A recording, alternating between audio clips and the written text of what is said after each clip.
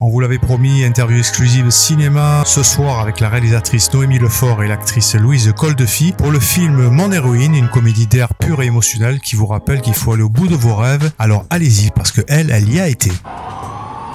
Bonjour, j'ai écrit un scénario et je voudrais le faire lire à Julia Roberts. This is not the way we do things. Eh ben merci beaucoup. Ouais, merci. On est très contente d'être à la Ciotat. Ouais, très contente. C'est Tom qui nous l'a dit en fait. Il nous a dit qu'il faut absolument qu'on aille visiter ce magnifique cinéma. Donc nous y sommes allés très heureuses tout à l'heure. Ouais. Impressionnés par l'ambiance qu'il y avait dans ce cinéma. Ça a l'air assez magique. Et moi, mon tonton qui habite à Marseille m'en a parlé effectivement hier. Et je lui ai dit ça tombe bien. Parce qu'il nous a dit qu'il faut absolument que vous alliez voir ce cinéma. Donc voilà, donc on l'a vu tout à l'heure.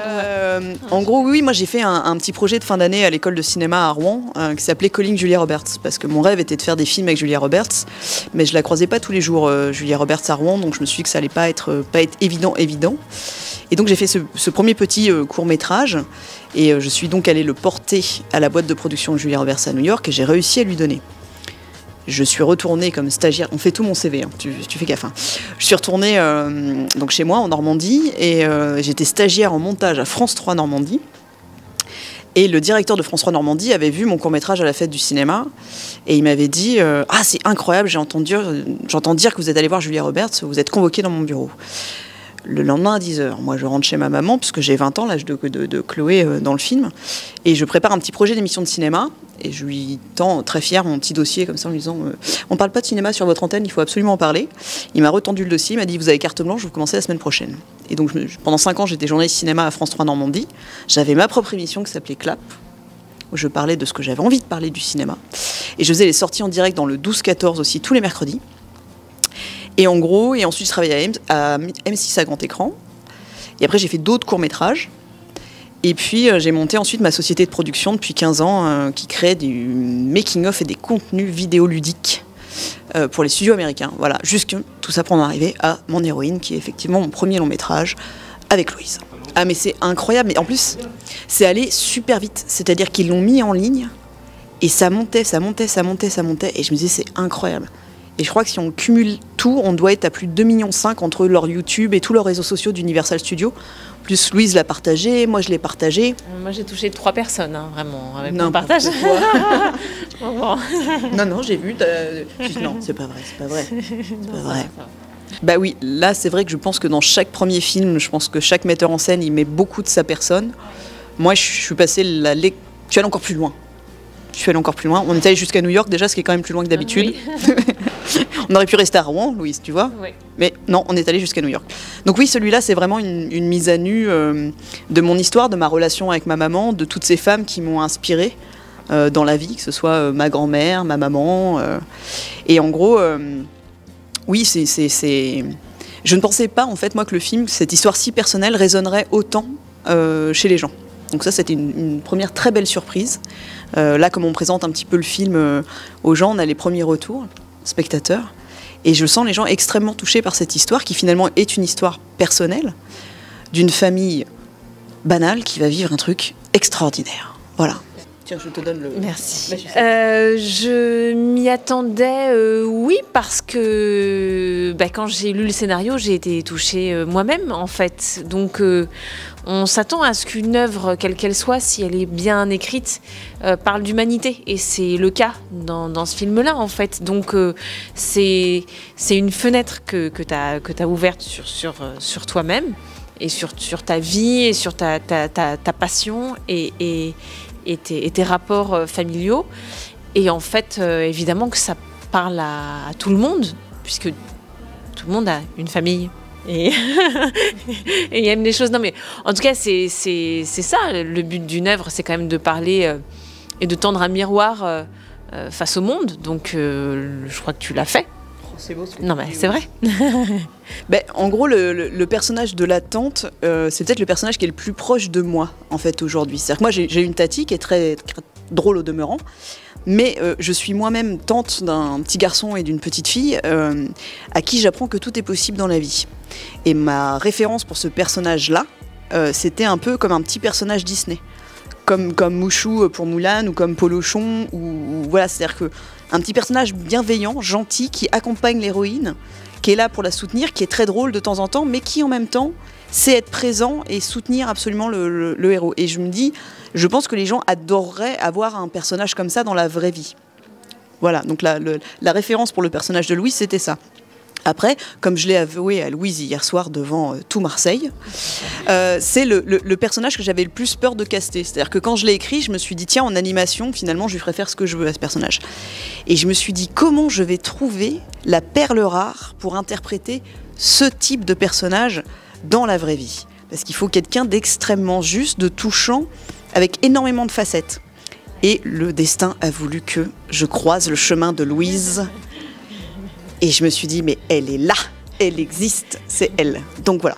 Oui, on est les premiers, à vie, t'imagines, on sera les premiers à être retournés à New York, ouais. On est les premiers étrangers à avoir refoulé le sol américain d'un point de vue tournage, ouais. Donc ça, c'était fou, mais ils nous ont tellement bien accueillis, ces Américains. Ouais, c'était super. Non, c'était super. Les frontières étaient fermées. On est vraiment partis, parce qu'avec le Covid, c'était fermé. Et donc, on est arrivé le jour de l'ouverture des frontières, de la réouverture des frontières. Donc, c'est ça un peu qui a été un peu extraordinaire. Voilà, rock'n'roll et tout ça. Ça grignoter du temps de préparation sur place et de repérage, en tout cas pour Noémie, pour l'équipe technique. Mais oui, premier film de Noémie, premier film à New York, donc c'est vraiment incroyable. Non, mais c'est quand même non, mais c'est magique, quoi. Enfin, je veux dire. Je tenais absolument à ce que les acteurs américains soient américains, parce qu'il y a un truc qui m'énerve, c'est quand les acteurs sont censés être... Moi, je sais pas si tu regardes ça, Louise, mais dans les films américains, où tu es censé avoir des Français, c'est toujours des Canadiens. Ouais. Alors oui, ils sont tous américains, sauf Zoé Schellenberg, qui joue Théa, qui pour le coup est suisse. Ouais. Mais elle est mariée avec un Américain et elle contrôle bien son Américain. Oui. Elle gère. Ah, Molly Lely, non, elle est ultra américaine. Elle est ultra américaine. Ouais, non, et c'était très sympathique de switcher comme ça de langue. Enfin, ça a été marrant, ce mélange de langue de Madame Joannet. Moi, en fait, Chloé, je la connaissais pas du tout. Et c'était bien dommage. Et après, j'ai rattrapé parce que j'ai regardé toute la filmo de Chloé avant de la rencontrer. Et en gros, c'est sa tante Audrey Lamy, que je connais. En fait, avec qui je parlais de mon film et qui me dit « Ah là là, il faudrait absolument que tu rencontres ma nièce parce que... Elle a ce petit côté peps, cette envie, ce truc, et puis elle parle bien anglais, Chloé. Elle a un accent presque de Oxford, t'as remarqué ça? Elle parle pas anglais américain, elle parle avec très british. Et moi je l'ai corrigé un peu ça, je l'embêtais de temps en temps, je lui dis fais gaffe, les intonations elles sont pas au même endroit entre les États-Unis et la France et l'Angleterre. Et en gros voilà, c'est sa tante qui m'en a parlé et j'étais en casting de ce rôle. Et je l'ai trouvé... parfaite pour ce que je voulais, en fait, c'est-à-dire qu'elle a la force de ses 20 ans, Chloé, et elle est sublime déjà aussi. Et puis elle a l'œil qui pétille, et puis une espèce de force en fait. Je sais pas comment vous expliquer ça. T'es d'accord, Louise? Elle a de la force de caractère en fait. Elle a un côté un peu chevalier. Ouais, exactement. Et combatif, qui est hyper juste avec le personnage d'Alex. Et je fonce. Ouais. Et ça, Chloé, elle l'a, en fait. Et ça m'a... Tout de suite, ça m'a plu. Je me suis dit, ah ouais, mais j'ai vu personne d'autre, d'ailleurs. Oui. Incroyable. Et la maman, Pascal? Et Pascal, pour le coup, Pascal, je la suis depuis des années, comme beaucoup de gens. Et je l'ai toujours trouvé très juste dans la comédie, Pascal. Mais là, ce qui m'intéressait, c'était de l'emmener... vers quelque chose que j'avais pas encore vu chez elle. C'est-à-dire que d'habitude, Pascal, elle joue plutôt des jeunes femmes très, très chic, très carrées, et j'avais envie de la voir comme ça dans cette maman. D'ailleurs, c'est Pascal qui a proposé de ne pas faire ses racines, d'avoir un maquillage extrêmement naturel et pas du tout pas sophistiqué. Et j'ai trouvé ça absolument génial, parce que ça m'a beaucoup plu. Je me suis dit, tiens, c'est fort quand même qu'une comédienne me dise ah bah non en fait tiens je vais laisser pousser mes racines et qu'est-ce que t'en penses et je vais faire un maquillage très nude et puis je vais m'habiller avec mes grandes parkas là et ça m'éclate et j'étais là genre waouh. Et puis c'était Pascal Arbillot et puis ce qui m'intéressait aussi chez Pascal c'était de l'emmener vers quelque chose que j'avais jamais vu chez elle. C'est-à-dire que la partie à Rouen où elle maîtrise un peu tout, la maman, enfin tout sauf sa fille, quand elle arrive à New York, elle est perdue, elle parle pas anglais et je me suis dit ah j'ai envie de voir Pascal faire ça. Et ça a été un vrai bonheur. Voilà. C'est vrai, elle parle pas un mot, rien. Mais vous savez que c'est... Vous savez que c'est extraordinaire ce que fait Pascal, parce qu'elle parle bien anglais. Et je trouve que quand on parle bien anglais comme ça, et d'arriver à faire semblant et à faire l'inverse, alors que ton cerveau te dit mais non, je suis en train de comprendre ce que l'américaine est en train de me dire. Enfin voilà, assez exceptionnel. Thank you. J'adore quand elle fait ça. Thank you. Chut. Ça, on veut pas le dire. Chut. Ça, c'est un secret. Ça, on ne le dit pas. Oui, il y a des petites surprises. Il y a des petits caméos. Il y a des comédiens que j'adore qui m'ont fait confiance. Et ça, c'était aussi un très joli cadeau. Comme Brigitte Fossé est un très très joli cadeau qu'elle ait accepté comme ça de venir 3 jours. Elle est venue avec nous, je crois. D'apprendre la choré, faire du air guitar quand même. Brigitte Fossé fait du air guitar sur Kiss, tout à fait. Et ça, c'était merveilleux pour moi. Parce que Brigitte Fossé, c'est la boum, c'est tout ça, c'est Françoise Béreton, quoi. Et moi, je me disais, mais et si Françoise Béreton, elle avait une petite fille aujourd'hui, je suis sûre que ce serait Alex. D'ailleurs, Brigitte est d'accord avec cette information. Validée, approved by Brigitte Fossé. En fait, Fadette, elle est très proche, elle a 2 sœurs, dont elle est extrêmement proche, et elle vient du Schnorr.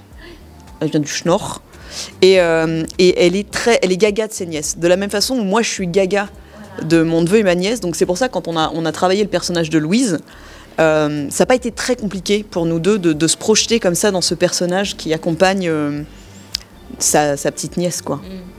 Et après, Louise a amené sa petite fantaisie supplémentaire à ce personnage, ce qui en rend un... Enfin, moi, c'est... Oh, non, je vais pas le dire. J'allais dire que c'est mon personnage préféré, mais je peux pas dire ça. Je peux pas dire ça. Allez, je l'ai dit. Le premier jet, il était assez proche de mon histoire vraie, et je m'attachais à des choses qui finalement n'étaient pas importantes pour de la fiction, pour du cinéma. Donc finalement, Fadette, elle m'a aidé comme ça à m'extirper, à utiliser le meilleur, je pense, de mon histoire, de mon relationnel familial. Peut-être universaliser un peu cette histoire-là. Tout à fait. Et donc non, c'était très utile. Et puis c'est génial d'écrire à 2 parce que vous faites un ping-pong. Moi, je trouve ça formidable, les gens qui arrivent à écrire tout seuls et qui sont persuadés que c'est bien. Il y en a qui y arrivent en fait. Mais moi, j'aime bien travailler en groupe, comme j'aime bien travailler avec les filles, comme un film, on ne le fait pas tout seul en fait. Et donc c'est très important d'avoir plein de voix comme ça qui participent à la réalisation du film. Est-ce que je peux répondre à cette question ? Alors, Julia Roberts est au courant du film. Voilà, ça je peux le dire. En fait, je lui ai écrit une petite lettre quand Universal a validé le projet. Quand on a eu le green light, c'est comme ça qu'ils disent aux États-Unis de l'Amérique, j'ai écrit moi une petite lettre à Julia Roberts, voilà, pour lui expliquer, pour lui redire merci comme il y a 20 ans. Merci Juju, et pour l'inspiration et pour ce qu'elle représente pour les femmes, parce que c'est quand même, en tout cas ça a été un modèle pour moi et je trouve qu'elle représente beaucoup de choses. C'est quand même une actrice extraordinaire, ça a été la première femme à être payée à l'équivalent des hommes dans les années 2000, ce qui n'était pas commun en fait, et puis surtout c'est une maman qui a 3 enfants et qui fait, je trouve maintenant aujourd'hui des choix très intéressants de carrière. Bravo Julia. Bon, je vais pas faire 3 heures sur Julia, mais en gros, donc voilà, tout ça pour vous dire, on sent que je l'aime bien ou pas? Oui, bah oui. Oui. Alors Julia Roberts est née en 1967, le 28 octobre. Mon film préféré de Julia, eh ben moi j'en ai pas qu'un, parce que des fois je change d'avis en fonction de mon humeur. Donc, j'adore Erin Brockovich. Un peu comme tout le monde. Louis, c'est quoi, toi, ton préféré? Moi, je dirais Erin Brockovich. Bon, voilà. Mais des fois, je switch vers Le mariage de mon meilleur ami, que j'aime beaucoup aussi. Très très bien, très très voilà, bien. donc on va switcher. Très bien. Et puis Notting Hill, qui est quand même pour moi un monument et un chef-d'œuvre. Vous n'aimez pas Notting Hill? Si, j'aime, mais Erin Brockovich. J'ai vu votre petite moue. Oui, mais Erin Brockovich. Moi, je viens de finir une pièce. Moi, je joue régulièrement au théâtre, surtout. Donc là, je viens de terminer une pièce, une adaptation d'Oncle Vania de Tchekhov, donc on n'est pas du tout sur de la comédie. Hein. Et puis, non, là je suis en train de tourner avec Olivier Van Hofstadt, le réalisateur de Dickeneck, Lucky et Go Fast, sur sa prochaine comédie. Et j'ai un autre film aussi que je commence la semaine prochaine. Le réalisateur s'appelle Mehdi Fikri, c'est un premier film aussi. Donc, Mehdi Fikri. Ouais. Et voilà, c'est... Voilà. Puis il y a d'autres trucs pour l'instant. Ça reste... voilà. Voilà. C'est ça qu'on fait. C'est ça. Voilà. Ouais. Merci à vous. Merci. Hein. Bah, bien sûr.